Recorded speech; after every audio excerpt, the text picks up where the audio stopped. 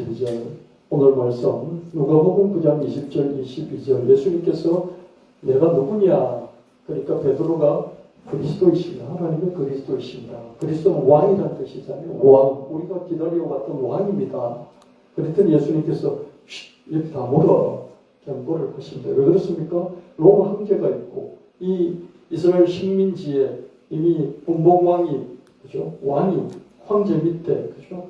지역을 다스리는 왕이 이미 있는데 제자들이 예수님 보고 왕이십니다. 하나님 보내시겠다고 약속하셨던 그 왕이십니다. 그리스도입니다. 이렇게 말하니까 조용. 내가 아직 내 일을 이루지 못했는데 이 소문이 자꾸 퍼지면 나는 죽을 수밖에 없어. 하기야 결국은 내가 죽게 될 거야. 종교 지도자들이 대제사장들과 율법학자들과 또 이런 종교 장로들이 나를 버리고 공격해서 내가 죽임을 당할 것이야. 그러나 3일 만에 살아날 것이야. 이렇게 미리 제자들에게 예고를 했는데 한참 예수님이 잘 나갈 때예요. 귀신을 쫓아내고 병정을 고치고 기적을 일으키시니까 한참 잘 나갈 때인데 이 말을 들은 제자들이 기둥에도 안 들리는 거죠. 스쳐 지나가는 것이죠. 마태복음 27장 39절 42절 지나가는 자들은 자기 머리를 흔들며 예수를 모욕하여 이르되 성전을 헐고 4일 만에 짓겠다고 하는 자여 네가 하나님 아들이냐? 그러면 자기를 구원하고 십자가에서 내려오라. 대제사장들과 서기관들과 장로들도 그 예수님 십자가에 못 박힌 현장에 함께 있으면서 예수님을 희롱하면서 네가 나만 구원하고 고치고 너 자신은 구원하지 못하느냐? 이렇게 모욕을 했습니다. 진실로 그가 이스라엘 왕이구나. 그죠? 이걸 정말로 믿음으로 말하는 게 아니라 어떻습니까? 희롱하는 것이 모욕하고 조롱하면서 네가 이스라엘 왕이냐? 네가 그리스도냐? 예수님이 하나님이 보내시겠다고 한 너가 예수가 그리스도이냐?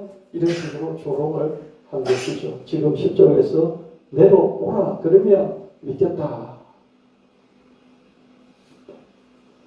마태복음 27장 46절 50절 제90점에 우리나라 시간으로는 오후 3시쯤에 예수께서 크게 소리 질러 이르시되 나의 하나님 나의 하나님 어째서 나를 버리십니까? 한 사람이 곧 달려가서 해면을 가져다가 신 포도주에 적시어 갈대 깨어 마시게 하거늘 그 남은 사람들이 가만두라. 엘리야가 와서 그를 구원하나 보자 하더라. 예수께서 다시 크게 소리 지르고 영혼이 떠나시니라. 예수님께서 소리를 크게 2번 지르시고 영혼이 벨세를 하셨죠. 마태복음 27장 57절 61절 저물었을 때 아리마대 지역에 사는 부자 요셉이라는 사람이 왔는데 이 사람도 예수님의 제자라. 빌라도 총독에게 가서 예수님의 시신을 달라. 그랬더니 빌라도 총독이 아리마대 요셉은 믿을 만한 사람이니까 시신을 내어줬어요. 그랬더니 요셉이 그 시신을 깨끗한 세마포로 싸서 바위 속에 판 자기의 무덤이 있어요. 자기 무덤이죠. 자기도 죽으면 들어가려고 파두었던 부자니까 그죠.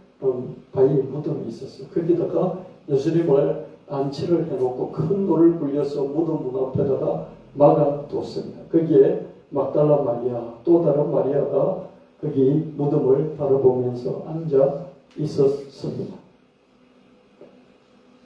마태복음 27장 62절 65절 그 이튿날 준비일 다음 날이라. 지금 우리 주일 같은 일요일이었던 것이죠. 대제사장들과 바리새인들이 함께 빌라도에게 모여 이르되 저 속이던 자가 살아있을 때 말하되 내가 사흘 후에 다시 살아나리라 한 것을 우리가 기억하더니 그러므로 명령하여 그 무덤을 사흘까지 굳게 지키게 하소서. 그의 제자들이 와서 시체를 도둑질하여 가고 백성에게 말하되 살아났다. 그렇게 말하면 전보다도 그 후의 속임이 거짓말이 더 클까 하나이다. 빌라도가 너희에게 경비병이 있으니 가서 힘대로 굳게 지키라. 예수님 돌아가시고 무덤에 예수님 안식에 있는데 이 대제사장 종교 지도자들이 빌라도 총독에게 찾아갑니다. 3일 만에 금요일 돌아가셨으니까 금토일 일요일에 살아난다고 했습니다. 그런 소문을 퍼뜨렸습니다. 지금 아직 일요일이 되기 전인데 안식일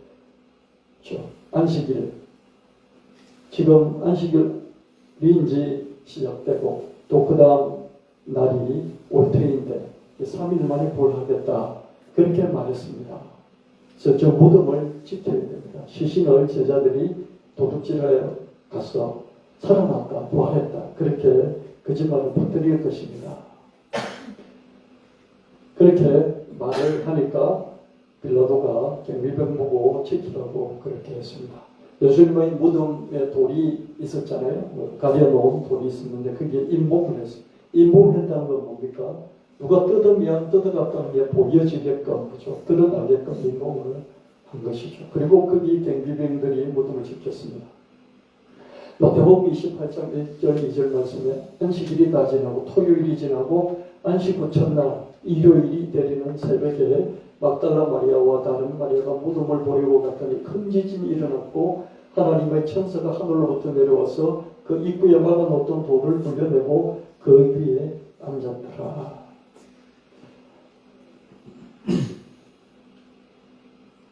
경비병들이 깜짝 놀라 죽은 사람처럼 됐습니다. 마태복음 28장 3절 5절 그 형상이 번개 같고 그 옷은 눈같이 희거늘 지키던 경비병들이 무서워하여 떨며 죽은 사람과 같이 되었더라. 천사가 두 마리아에게 말하여 이르되 무서워하지 말라. 십자가에 못 박힌 예수를 너희가 찾는 줄을 내가 안다. 마태복음 28장 6절 8절 예수님 여기 계시지 않고 말씀하시던 대로 살아나셨다. 이 누우셨던 곳을 보라. 없지 않느냐. 빨리 가서 예수님의 남자 제자들에게 예수님이 죽은 자 가운데서 살아나셨고 너희보다 먼저 갈릴리로 가실 것이다. 거기서 너희가 예수님을 만나라. 이렇게 말을 전하라. 보라 내가 너희에게 일렀느니라 하거늘 그 여자들이 무서움과 큰 기쁨으로 빨리 무덤을 떠나 제자들에게 알리려고 다름질할세. 마태복음 28장 9절 10절 예수께서 그들을 만나 이르시되 평안하냐 하시거늘 여자들이 나가 그 발을 붙잡고 경배하니 이에 예수께서 이르시되 무사하지 말라. 가서 내 형제들에게 갈릴리로 가라 하라. 거기서 나를 보리라 하시니라. 예수님은 두 마리아에게 다시 만나 주셨어요. 천사가 부활하셨다고 전했고 달려가는 그 길에 예수님이 두 마리아를 만나 주셔서 무사하지 말라. 내가 부활했다. 그렇게 말씀하시고 가서 내 형제들에게 전하라. 갈릴리에서 만나자고 전하라. 꼭 만나자고 전해다오. 이렇게 말씀을 하셨습니다. 여기 보면 내 형제들이라 이렇게 말하고 있습니다. 예수님이 그 자기의 제자들, 남자 제자들 보고 My brothers 이렇게 말하는 거예요. 형제들이다. 제자들이었잖아요. 근데 지금 예수님은 형제들이다. 잠시 잠깐 3일 동안 예수님 돌아가셨잖아요. 그러다가 부활하시고 나서 그 제자들이 보고 싶은 거죠. 그 보고 싶으니까 제자들이라 하지 않고 형제, 나의 형제다. 나의 피를 나는 형제보다도 더 진한 나의 형제다. 그렇게 말씀하십니다. 우리 예수 그리스도를 믿고 예수 그리스도의 형제들이 됐고요. 저와 여러분들 전부 다 예수님 안에서 한 형제 자매인 줄 믿습니다. 아멘. 그래서 여러분들도 일주일 만에 만나는 우리 한 사람 한 사람들을 형제 자매, 나의 형제여, 나의 자매여 라고 생각하면서 서로 반가워하시고요. 하리 웃으시고 반갑게 맞이해 주시고 그렇게 하면 참 좋겠습니다. 예수님께서 그런 마음을 가지셨는데요. 우리도 그런 마음을 갖고 서로를 바라볼 수 있으면 참 좋겠습니다. 아멘. 마태복음 28장 11절 15절 여자들이 갈 때 경비병 중 몇이 성에 들어가서 이렇게 일어난 모든 일들을 대제사장들에게 알리니 그들이 장로들과 함께 의논하고 모여서 군인들에게 이 경비병들에게 돈을 많이 주며 말하기를 입단속을 시키기를 예수의 제자들이 밤에 와서 우리가 잘 때에 시신을 도둑질하여 갔다 이렇게 말하라. 돈 주고 시켰어요. 그랬더니 그 말을 자꾸 퍼뜨린 것이죠. 그래서 이 말이 오늘까지 유대인 가운데 두루 퍼집니다.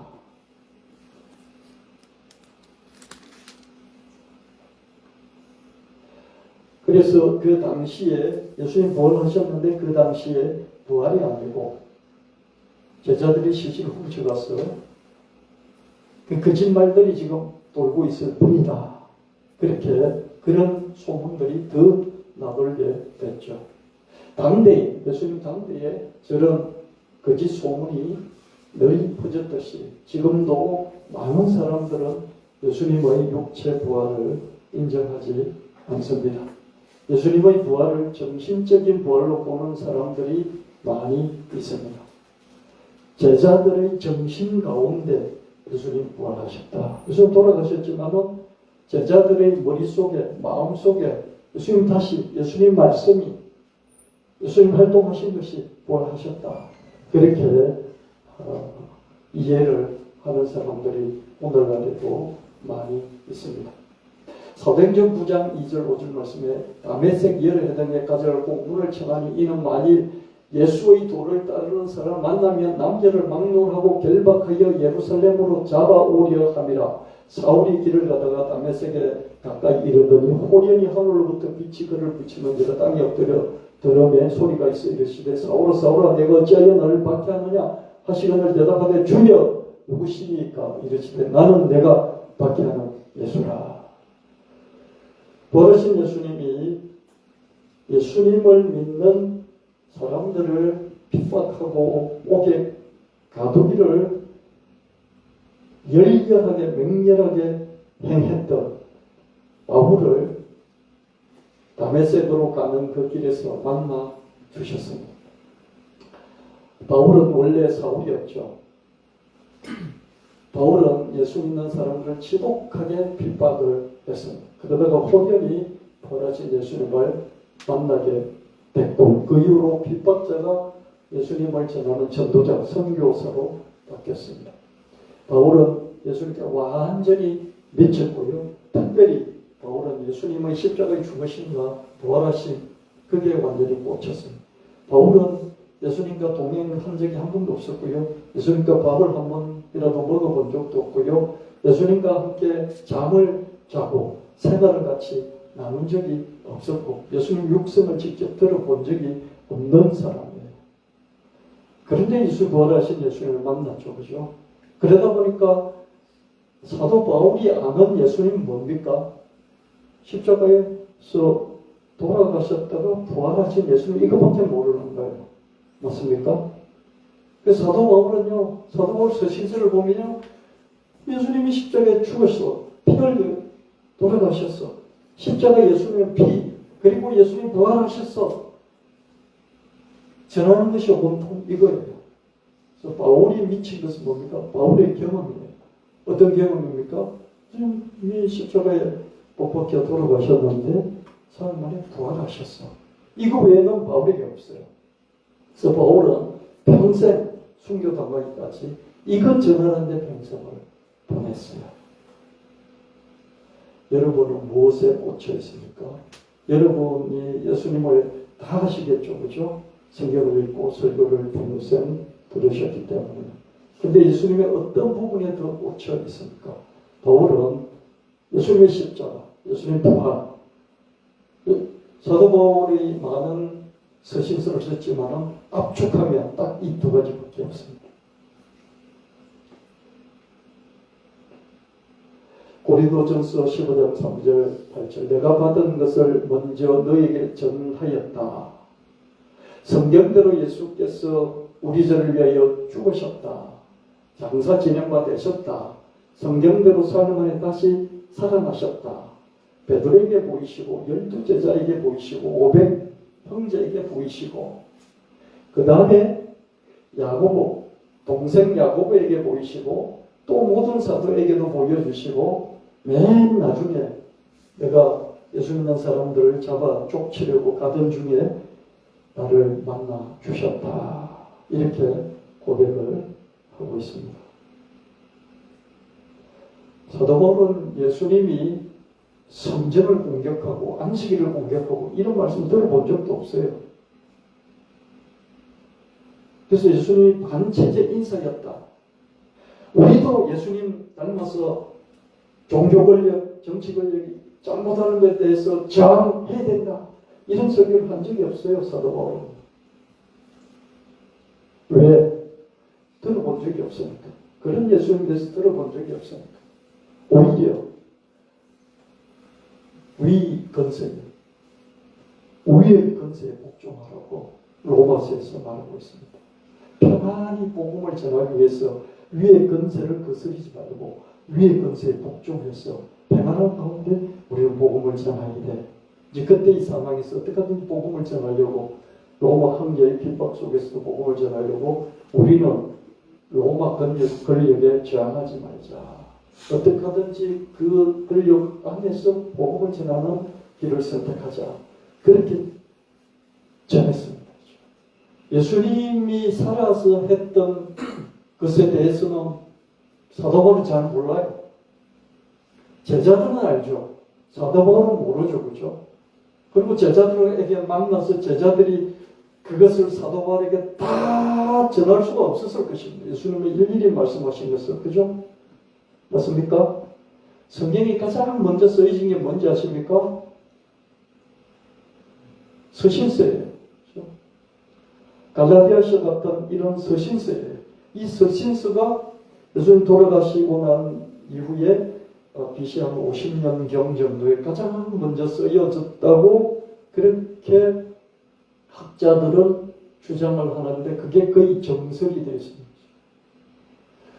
사도 바울의 서신서를 보고 마가도 요한도 누가도 우리도 쓰자. 그러면서 그 뒤에 나온 것들이 복음서들은 한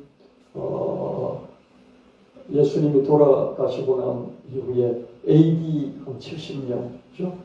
바울의 서신서는 빨리 나온 게 한 AD 50년, 뭐 그 언저리에 이렇게 나왔다면, 복음서는 AD 70년, 그 언저리 이후 이렇게 나온 거예요. 그러면 복음서가 먼저 나왔다면 우리 다 읽어보고 예수님이 이런 분이시구나 그러면서 그런 예수님도 전할 수 있었겠죠. 그죠? 그런데 바울이 아는 예수님 누구예요? 길 가다가 그냥 만난 예수님밖에 없어요. 그리고 혼자 기도하면서 성령 인도함을 받아서 알아가는 예수님밖에 없어요. 그다음에 예루살렘에 한 2번 가가지고 사도들하고 만나서 이렇게 좀 교제하면서 알아들었던 그 예수님밖에 없다 이 말이에요. 그렇죠? 그러니까 사도 바울은 평생에 무엇을 전했겠습니까? 예수님의 십자가. 그리고 십자가도 어떻습니까? 예수님이 반체제 인사로 활동하시다가 저격을 당해서 십자가에서 사형수로 죽었어. 반역범으로 죽었어. 이 부분은 잘 모르는 거예요. 그걸 알고 싶지도 않고요. 부활하신 주님을 만났으니까 십자가에서 우리를 위해서 대속의 피를 흘리시고 부활하셨다는 이거 외에는 알고 싶지도 않고 그것만 꽂혀서 그것만 전하는 거죠.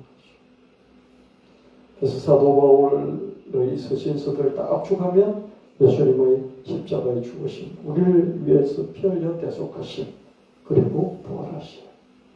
그 부활하심을 고린도전서 15장에서요 줄줄이 설명을 해석을 하면서 예수님 부활은 우리의 부활, 우리도 부활할 것이다. 이렇게 결론을 내리고 있습니다.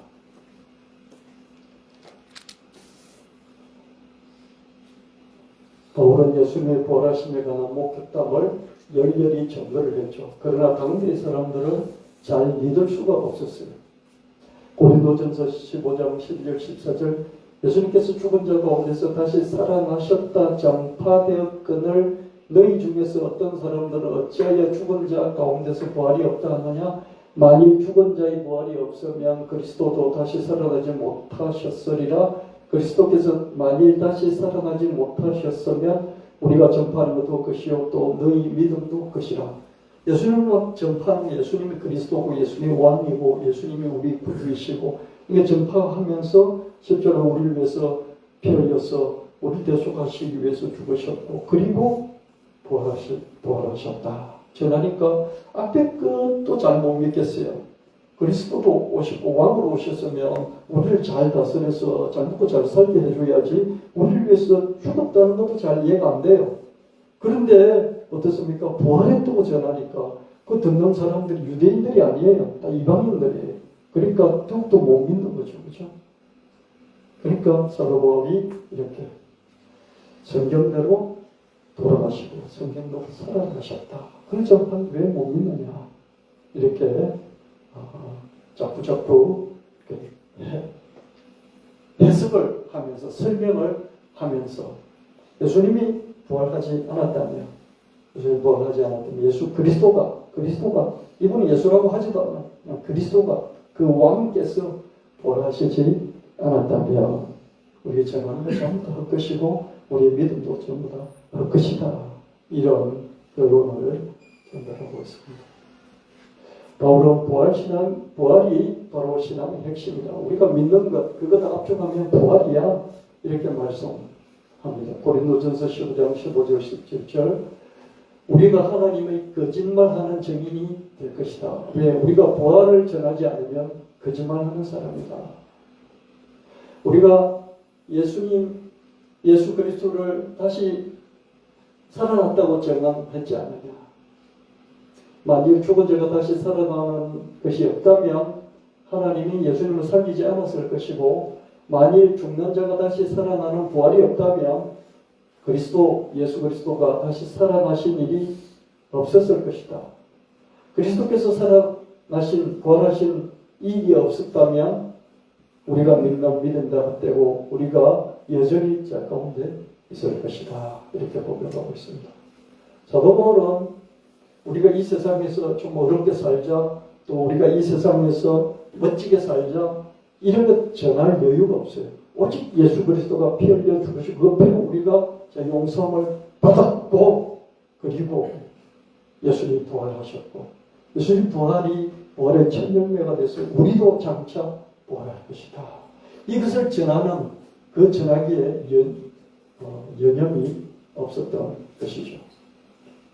바울은 예수님 부활이 없었다면 신앙 자체가 헛것이라고 감정적으로 이야기를 했습니다. 고린도전서 15장 18절 20절 또한 예수 그리스도 안에서 잠자는 자도 망하였으리니 만일 그리스도 안에서 우리가 바라는 것이 다만 이 세상의 삶뿐이면 모든 사람과 우리가 더 불쌍한 자가 될 것이다. 그러나 이제 그리스도께서 죽은 자 가운데서 다시 살아나서 잠자는 자들의 첫 열매가 되셨도다. 여러분 구약에 보면요 영생 개념이 겨우 다니엘서에 보면 겨우 나와요. 영생이라는 개념이 다니엘서에 언뜻 보인다고요. 그럼 그 전까지는 어떻습니까? 사람들의 머릿속에 영생 개념이 없어요. 하나님을 믿어도 영생 개념이 없다고요. 그럼 뭡니까? 구약은 뭡니까? 아브라함이 복받았어. 우리도 복받아. 그리고 천대까지 우리가 복받고 하나님 믿고 잘 살자. 이게 구약이에요. 구약의 신앙이에요. 이해되십니까? 천대까지 복받아서 잘 살자. 우리 하나님 믿고 잘 살자. 하나님 믿고 삐딱하게 엇나가지 말고 하나님 바르게 잘 믿고 이 세상에서 천대 만대까지 자자손손 잘 살자. 안 그러면 우리는 모든 저주를 받을 것이야. 하나님 순종하면 모든 열방에 뛰어난 민족 위에 모든 민족들 위에 어떤 될 것이야. 이게 구약의 신앙입니다. 영생 개념이 없죠. 근데 사도 바울은 어떻습니까? 예수님이 부활하신 거예요. 부활하신 예수님을 만났잖아요. 이게 미처 환장할 일이죠. 신학체계, 자기의 신학체계, 유대교의 신학체계에서는 영생 개념이 이제 이슬람 말락하고, 그리고 어떻습니까? 별로 관심도 없어요. 근데 부활하신 예수를 만나니 어떻습니까? 육체가 부활하니까 생각이 바뀌는 거예요. 상상이 바뀌는 거예요. 신학체계가 바뀌는 거예요. 신학이 바뀌는 거죠. 아, 이 세상에서만 잘 살고 잘 먹고 천대만대까지 자자손손 잘 사는 이것이 아니구나. 영생이 있구나.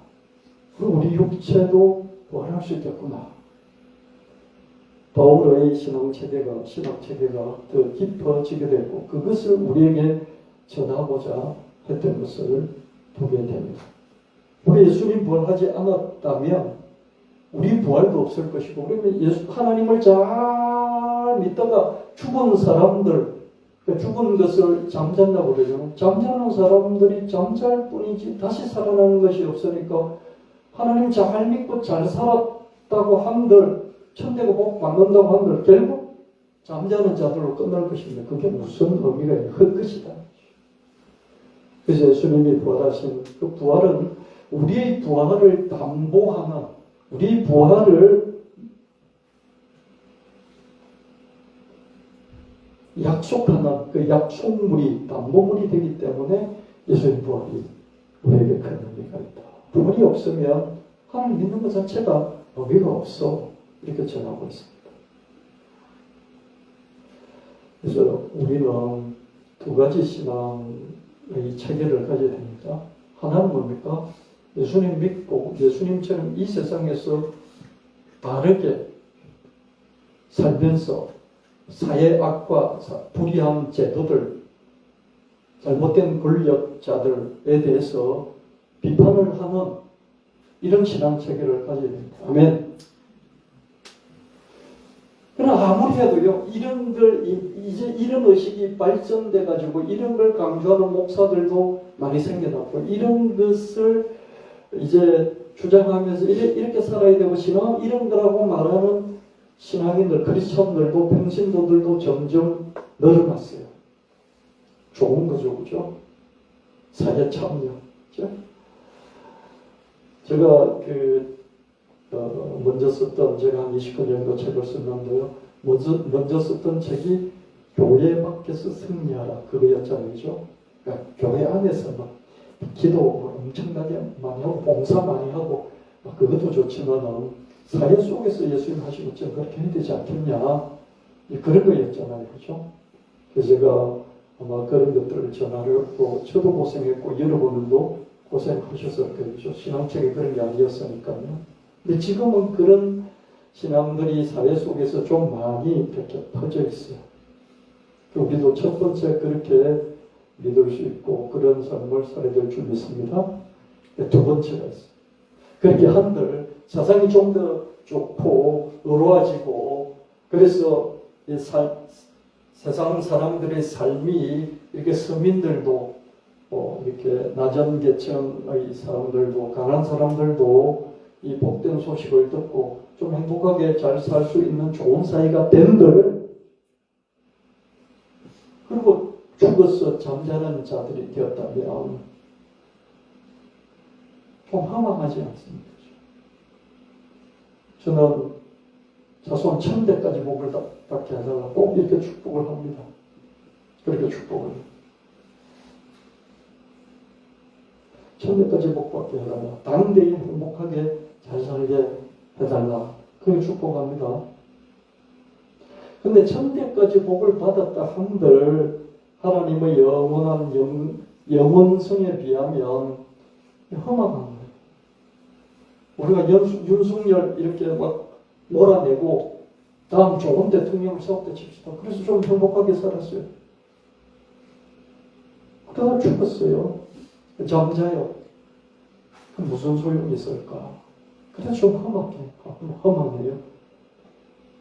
의롭게 그렇게 투쟁하면서 예수님처럼 반체제적으로 투쟁하면서 그렇죠? 의인은 자기 혼자 경건한 자가 아니라 사회 투쟁을 하는 그런 사람이 의인이다. 그럼 살았어요. 근데 그렇게 살았다고 한들 죽었어요. 그렇게 살다가. 그러니까 많이 생각해보면 허망한 거예요. 그래서 저는 사도 바울의 이 신학과 신앙 체계가 반드시 필요하다. 사회 밖에서 교회 밖에서 사회에서 승리하라. 그렇게 외치는 목사지만 거기서 끝난다면 이게 너무 허망하다. 그런 생각들을 종종 합니다. 그래서 우리는 영생을 꿈꾸고 우리는 영원한 것을 꿈꾸면서 신앙생활을 또한 할 수 있어야 되겠습니다. 아멘. 사도 바울은 어느 날 어떻습니까? 갑자기 부활하신 예수님을 만났어요. 그래서 내가 확 바뀌는 거예요. 완전히 천지개벽을 하는 거예요. 이 세상에서 좀 잘 살고 이 세상에서 좀 반듯하게 하고 회당에서 좋은 말씀을 전하고 꼬가 치아보라. 이거 대단한 거냐. 이런 생각을 했을 것 같아요. 그래서 오직 예수 그리스도의 십자가, 그 십자가도 반체제 인사로서 정치 반역범으로 체행을 당한 관심 없어요. 피 흘려서 레이기에 나오는 그런 희생양으로서 우리 죄를 대속하기 위해서 피 흘려 돌아가셨다는 딱 그거 하나 의미 부여하고요. 또 하나 그 예수님이 살아나셔서 우리에게 영생을 주시고 우리에게도 죽은 자들의 부활을 하나님 믿고 예수를 믿고 죽은 자들의 부활을 주실 것이다. 그게 완전히 꽂혔어. 그것을 전하기 위해서 목숨을 바쳤던 것을 볼 수 있습니다. 당대 사람들은 예수님의 부활을 믿을 수 없었습니다. 부활 이야기는 신화 속에서나 나왔어요. 한 번도 부활한 것을 본 적이 없어요. 그래서 예수님을 믿어도 예수님 부활은 못 믿는 거예요. 예수님 전하니까 이런 신이 있어? 그래 한번 믿어보겠어. 그래서 조그맣게 교회를 만들어놓고 사도 바울 설교도 듣고 예배에 참석하기도 하고 그랬겠죠. 그죠? 부활을 받아들이기 힘든 거죠. 혹시 부활을 믿는다고 해도 그저 마음속에서의 부활이었습니다. 내 마음속에 예수님이 와 계신다는, 성령으로 와 계신다는 이 느낌, 그죠? 성령으로 와 계신 것을 확인할 수가 없어요.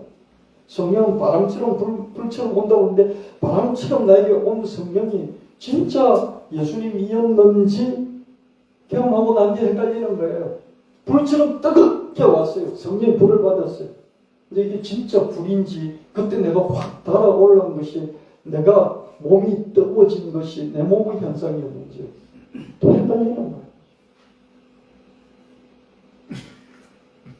그래서 마음의 어떤 느낌, 기억으로서 예수님 이렇게 이런 삶을 사셨지 하는 그런 기억으로서 예수님 내 안에 들어와 계신, 우리가 아버지 돌아가신 아버지 어머니를 기억하듯이 기억 속에서 내 어머니 아버지가 살아계신 그런 의미의 부활, 이렇게 해석을 해서 그렇게 받아들인 거죠. 지금도 마음속의 부활을 믿는 사람들이 많습니다. 목사들 중에서도 이렇게 믿고 이렇게 전하는 목사가 있습니다. 바울의 예수님 체험이 환상 체험이었다고 해석하는 그런 것입니다. 바울이 예수님 만났다는데 육체로서 부활하신 예수님을 아는 게 아니고 그냥 자기가 이렇게 환상 중에서 자기는 체험을 했어요. 근데 그게 환상이라는 것이죠. 그렇게 해석을 얼마든지 할 수 있습니다. 같이 갔던 사람들 중에 바울은 예수님 음성도 듣고 예수님을 봤지만 어떻습니까? 같이 본 사람들은 못 봤어요. 그래서 바울이 혼자서 환상 체험을 했구나 이렇게 해석을 얼마든지 할 수도 있어요. 환상 체험이라고 그러면 어떻습니까? 예수님이 영적인 부활하신 분이구나. 영적인 부활로 바울에게 나타나셨구나. 이렇게 얼마든지 해석할 수 있겠죠. 그렇죠? 대체로 바울의 서신서들이 먼저 기록됐고 그 위에 복음서들이 기록됐죠. 예수님 사후에 그죠? AD 한 50년경부터 바울의 서신서들이 쓰여지기 시작했고 AD 한 70년죠. 그때 마가복음이 먼저 쓰여졌습니다. 그러니까 바울이 전하는 그런 성경이 서신이 가장 먼저 있었던 거죠. 그죠? 그러면 사람들이 먼저 뭘 듣고 읽었겠습니까? 바울이 전한 걸 듣고 읽었겠죠. 그죠? 바울이 전한 건 뭡니까? 예수님이 뭐 갈릴리에서 뭐 귀신을 쫓아내고 뭐 안전뱅이를 일으키고 이런 것 들었겠습니까? 그럼 전혀 안 들었겠죠. 그죠? 오직 뭘 들었겠습니까? 예수님이 십자가에 돌아가셨다. 너를 위해서, 너 죄를 대속하기 위해서 돌아가셨어. 이 서신서의 모든 요약이 그겁니다. 그리고 사흘 후에 사흘 만에 부활하셨어. 오직 그거를 전하는 거죠.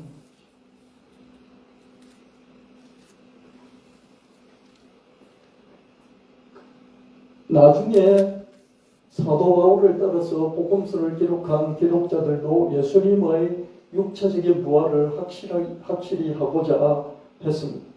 요한복음 20장 26절 27절에 여드레를 지나서 제자들이 다시 집에 안에 있을 때 도마도 함께 있고 문들이 닫혔는데 예수께서 나타나셔서 도마에게 말씀하시기를 야, 너 손가락 이렇게 내밀어 내 손 못 잡고 구멍 난 거 그 후비어서 넣어봐. 야, 내 옆구리에 이 창자국 구멍 나 있지. 손가락 집어넣어봐. 이렇게 말씀하셨어요. 너 직접 한번 만져보고 그러고 믿어. 왜 이런 말씀하셨습니까? 예수님을 만난 부활하신 예수를 만난 제자들이 예수를 만났다 그러니까 그 자리에 도마는 빠져 있었어요. 뭐하러 갔는지 그 자리에 도마는 없었다고. 그러니까 도마가 듣고 내가 내 손가락으로 예수님 목자국 난 거, 장자국 난 거, 후비어 파서 검증하지 않으면 못 믿겠어 그랬다고. 예수님께서 직접 보여주시면서 보라 그렇게 했습니다. 그런데 이렇게 기록해도요. 이건 그냥 제자들이 환상 체험을 한 것이야. 이렇게 뿌리면 끝이에요. 이렇게 전하는 사람들도 있고 그렇게 믿는 사람도 있습니다. 그럼 이게 영의 부활, 영적인 부활인 거죠. 그렇죠? 예수님은 부활을 하셨고요. 부활하신 예수님은 제자들을 만났고 도마에게 확정적으로 자기가 육체적으로 부활을 했다고 말씀해 주셨습니다. 도마뿐만 아니라 다른 제자들에게도 육체 부활을 또 한 번 더 증명해 주셨어요. 누가복음 24장 36절 37절에 이 말을 할 때 예수께서 친히 제자들 가운데 서서 이르시되 너희에게 패는 있을지어다. 제자들이 놀라고 무수하여 그 보는 것을 영어로 생각하는지라. 봤어요. 봤는데 그걸 영이겠거니. 그렇죠? 예수님은 영이겠거니. 그렇게 생각했다. 누가복음 24장 36절 39절 예수께서 이르시되 어찌하여 두려워하며 어찌하여 마음에 의심이 일어나느냐. 내 손과 발을 보고 나인 줄 알라. 또 나를 만져보라. 영은 살갑뼈가 없지만은 너희 보는 바와 같이 나는 있느니라. 이런 말씀하시죠. 예수님 나타나셔서 제자들이 깜짝 놀라서 예수님의 영이 나타났나 보다 그랬어요. 영이라는 게 뭐 쉽게 말하면 유령이 나타났나? 그렇게 생각한 거예요. 육체는 없는 영혼의 상태 나타났다. 그렇게 생각을 했어요. 그러니 예수님이 손과 발 만져보면 알잖아. 만져보면 내 뼈와 살을 느낄 수 있지 않니? 근데 이것도 환상체험으로 말할 수 있어요. 제자들이 나타났고 제자들이 그런 말을 했는데 제자들이 만졌어요. 만지니까 진짜 살을 느끼고 뼈를 느꼈어요. 근데 이런 우리도 꿈에서 누구를 만졌는데 뼈를 느끼고 살을 느끼잖아요. 꿈에서 뼈를 느끼고 살을 느꼈다고 실제로 내가 그 대상을 실제로 만진 건 아니잖아요. 그렇죠? 의심하기 시작하면 끝이 없는 거죠.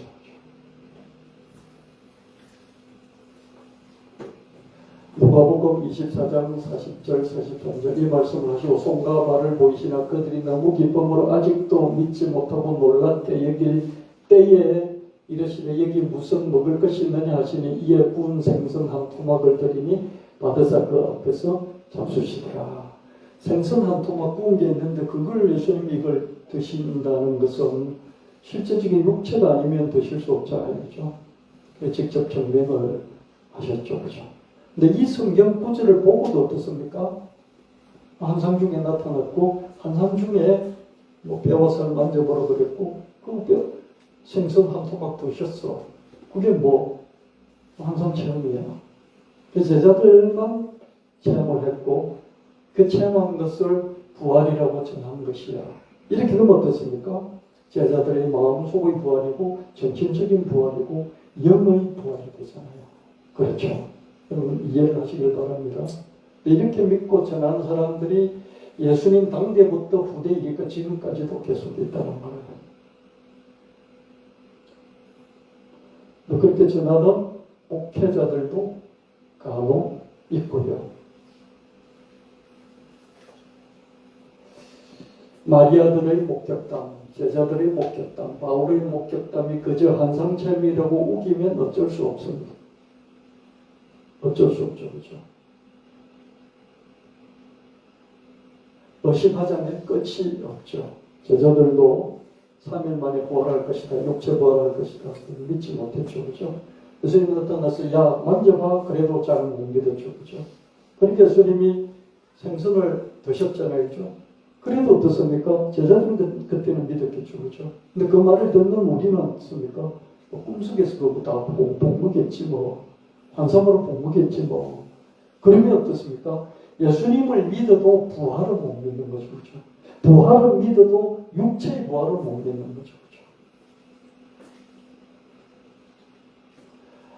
의로운 사람, 착한 사람, 보통 사람들이 아주 이해할 수 없는 이유 없는 고난과 죽음을 당해요. 그리고 하나님은 외면하시고 침묵하죠. 그런 사례들을 우리는 많이 지난주에 또 제가 예를 들어서 보여드렸죠. 바이킹들이 내려와가지고 영국을 침략해서 거기 교회에서 열심히 하나님을 섬기고 있던 사람들 다 죽여버린 아무 이유 없이 다 죽였어요. 거기 있는 그냥 금은 뭐 훔쳐가려고 다 죽여버리죠. 그런 거 저기 전라도 영양군에 있는 유월리 교회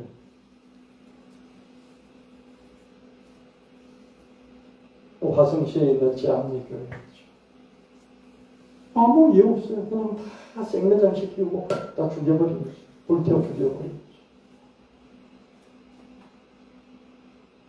하나님은 구해주시잖아요. 그래도 우리는 어떻습니까? 그 하나님을 믿게 선택하는 거죠. 아멘. 예수님이 하나님 아들이시고 예수님이 부르짖어도 크게 소리쳐도 하나님은 침묵하고 외면하셨습니다. 하나님은 응답하시기도 하시지만 숨어서 안 나타나시고 침묵하시고 외면하시기도 합니다. 침묵하고 외면하는 하나님도 우리는 믿을 수 있습니다. 예수님이 그저 반체제 인사일 뿐이다 이런 주장도 있고요. 예수님의 부활이 허위다 이런 주장도 있고요. 예수님의 부활은 영의 부활이다 이런 주장도 있고요. 예수님의 부활은 우리 마음 속에 추억으로서 기억으로서 살아계신 그런 부활이다. 정신적인 부활이다. 이렇게 주장하는 경우도 있습니다. 그럼에도 불구하고 저와 여러분은 어떻습니까? 예수님의 완전한 부활, 육체의 부활을 믿기로 선택하자는 거예요. 아멘. 이 세상에 부활에 관해서 완전히 거부하는 사람들, 부활을 인정하더라도 영의 부활, 정신적인 부활, 마음속의 부활 정도로 생각하는, 이해하는, 그렇게 믿는 그런 사람들도 있고, 그러나 우리는 성경에 사도 바울이 증거하는 사도행전에서 증거하고 고린도전서에서 증거하는 부활, 예수님 부활. 복음서 누가복음, 마가복음, 요한복음, 마태복음에서 증거하는 그 부활을 완전한 실체적인 예수님 육체의 부활과 그 육체의 부활하신 예수님이 나타나서 제자들을 만나 주셨다는 그렇게 믿는 그 부활로 저와 여러분은 믿기로 선택하는 그런 오늘 이 시간 되시기를 예수님 이름으로 축원합니다. 만일 그리스도 안에서 우리가 바라는 것이 다 이 세상뿐이라면 우리는 정말 불쌍한 사람들이다. 그러나 예수님은 부활하셔서 하나님 믿다가 죽은 사람들의 첫 열매가 되셨다. 사망이 아담으로 말미암아 시작됐지만 이제 죽은 자의 부활도 한 사람 예수 그리스도로 말미암아 이제 시작이 된다. 예수님은 육체 부활의 첫 열매가 되신다. 장차 죽은 사람들도 산 사람들도 예수님의 육체 부활을 따라서 육체가 부활하게 될 것이다. 빌립보서 3장 10절 12절 내가 바라는 것은 이 그리스도를 알고 이 그리스도의 부활의 능력을 깨닫고 그분의 고난에 동참하고 그분의 죽으심을 본받고 그리하여 어떻게 하든지 죽은 사람들 가운데서 나는 다시 내 육체가 부활되는 그 최종 목표에 이르기를 원한다. 나는 이걸 이미 얻은 것도 아니고 다다른 것도 아니지만 예수님께서 나를 만나 주시면서 믿음으로 사로잡아 주신 그 붙잡음 그 속에서 나는 이 붙잡음을 끝까지 명확하게 하기 위해서 지금도 달리고 있다. 내 최종 신앙의 목표는 육체적인 부활이다. 그렇게 사도 바울이 고백하고 있습니다. 우리의 최종 목표도 육체 부활에 이르는 것이어야 하겠습니다. 예수님의 육체 부활을 의심하기도 하고 예수님의 영적 부활, 정신적 부활을 주장하기도 합니다. 그러나 우리는 예수님의 육체 부활을 믿기로 선택하시는 이 시간 되시기를 예수님을 축원합니다. 요한계시록 20장 4절 5절 말씀에 보면 나는 또 여러 보좌를 보았는데 심판하는 권세를 받은 사람들이 앉아 있었고 그리고 예수님을 전가하고 하나님의 말씀을 전하다가 처형을 당한 순교자들의 영혼이 있었고 짐승, 용과 짐승 그리고 용과 짐승의 우상에게 경배하지 않고 그리고 먹고 살려고 이 짐승의 경제적인 이런 경제활동을 할 수 있는 그 권한을 받는 이 살아가는 생활, 화폐, 카드 이런 걸 받지 않은 정부가 주는 권력자들이 주는 돈을 받지 않는 먹고 살려고 예수를 배반하지 않는 그런 사람들이 있는 것도 보았다. 이렇게 순교자들하고 예수님을 배반하지 않은 사람들 이들은 살아나서 예수 그리스도와 함께 천년 동안 왕이 되어 다스릴 것이다. 그러나 나머지 죽은 사람들 이런 사람들 외에 죽은 사람들은 천년이 끝나기까지 살아가지 못할 것이다. 예수님은 부활하셨고 예수를 믿고 순교당한 자들과 예수님을 믿으면서 먹고 살려고 예수를 배반하지 않고 믿음을 끝까지 지킨 사람들 그 사람들은 부활할 것이다. 부활해서 천년 동안 왕처럼 다스릴 것이다. 이렇게 요한계시록이 말씀하고 있습니다. 부활한다는 것이죠. 예수님의 믿음을 끝까지 지킨 사람들 우리가 순교자 아닐지라도 주님을 향한 믿음의 순전함을 지킨다면 예수님이 재림하실 때 이 첫 번째 부활에 육체적인 부활로 참여하게 될 줄 믿습니다. 두 번째 부활은요. 예수님을 이렇게 믿지 않는 자들, 믿음을 배반한 자들도 부활하게 돼요. 그 사람들도 심판을 받죠. 주님의 십자가와 피의 대속 그리고 육체적인 부활 이것을 우리 믿기로 선택합시다. 또한 우리의 육체 부활도 우리 믿기로 선택합시다. 불신앙의 온갖 상황이 있죠. 그 가운데서 우리 매일매일 믿음을 선택하며 살아갑시다. 우리가 살다가 훗날 되돌아보면 주님께서 그때 나를 도와주셨구나. 주님께서 그때 나를 이끌어 주셨구나. 이런 게 문득 깨달아지면서 그렇죠. 마음에 감동이 일어나고요. 그리고 눈물이 펑펑 쏟아지면서요. 주님이 나를 지켜주시고 내뿐만 아니라 우리 부모와 우리 가족, 형제들, 자식들을 지켜주시고 여기까지 인도하시고 살려주셨구나. 천년만년 산다는 게 아니에요.